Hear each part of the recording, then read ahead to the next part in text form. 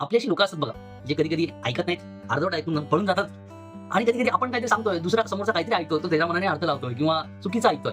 अशा काही व्यक्ती असतात ना, त्यांच्यावरती कवितेचं नाव आहे सशाचे कान झालेत लांब. कवी आहेत स.वि. गायकवाड.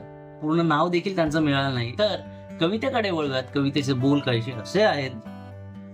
पांढरा पांढरा ससा देवाजवळ राहायचा. आता लक्षात ठेवा, पहिली गोष्ट म्हणजे ती दुसरीची कविता आहे, त्यामुळे खास जी चाल असेल तर ती मला माहित नाही आणि माझ्या आईला देखील आठवणार नाहीये, तर त्यांनी देखील काही सांगितलेलं नाही मला. पण मी तुम्हाला सांगतो नॉर्मल एकदम शब्दांच्यात.